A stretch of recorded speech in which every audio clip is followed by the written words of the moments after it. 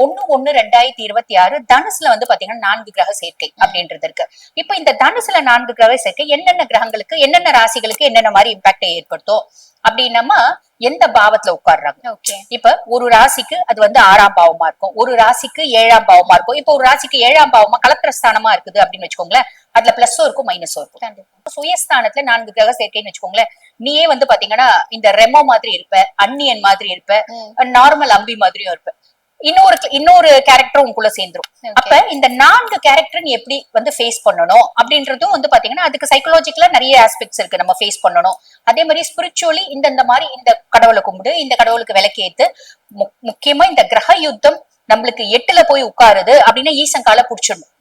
புரியுதுங்களா? 4 கிரகங்களும் நம்மளுக்கு எடுக்கக்கூடிய அஷ்டமஸ்தானத்துல அப்படின் போது நம்மளுக்கு எடுக்கக்கூடிய விஷயத்துல வந்துருவாங்க. சின்ன சின்ன ஆக்சிடென்ட்ஸ், சர்ஜரிஸ், அதுக்கு மேல ஒவ்வொருத்தவங்களுக்கும் இருக்க ஹிடன் சீக்ரெட்ஸ் வெளியே கொண்டு வர்றது, அசிங்கப்படுத்துறது, அவமானப்படுத்துறது. 24/2/2026 கும்பத்துல 5 கிரகங்கள் இணையறாங்க, மார்ச் வரைக்கும் இணையறாங்கம்மா. அதே மாதிரி பாருங்க 7/4/2026 மீனத்துல வந்து பாத்தீங்கன்னா சனி, செவ்வாய், புதன், நீச்ச புதன் சூரியனோட இணையறான். இது ஒரு பெரிய இம்பாக்டை ஏற்படுத்தும் அப்படின்னு சொல்லலாம்.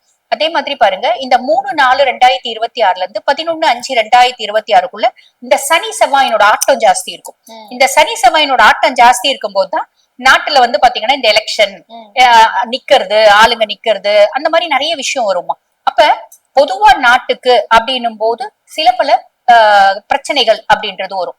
இந்த பசு பால் நாசம், பீடை அப்படிலாம் சொல்லுவாங்க பாத்தீங்களா, யுத்தம், இந்த மாதிரி நிறைய விஷயங்கள், பஞ்சம், விலைவாசி ஏறுறது, இந்த மாதிரி நிறைய விஷயங்கள் வருமா. அதே மாதிரி இண்டிவிஜுவலா ராசி அப்படின்னும் போது எந்தெந்த பாவத்துல இருக்காங்க அந்த பாவத்தை பொறுத்து சுயஸ்தானத்துல 4 கிரகம் சேர்க்க, 2ஆம் பாவத்துல 4 கிரகம் சேர்க்க, 2ஆம் பாவத்துல 4 கிரகம் சேர்க்க அப்படின் போது குடும்பத்துல வந்து பாத்தீங்கன்னா ஒரு குழப்பங்கள் அப்படின்றது தூக்கும். 3ஆம் பாவம் அப்படின் போது தம்பி தங்கச்சி கிட்ட பிரச்சனை வரும்.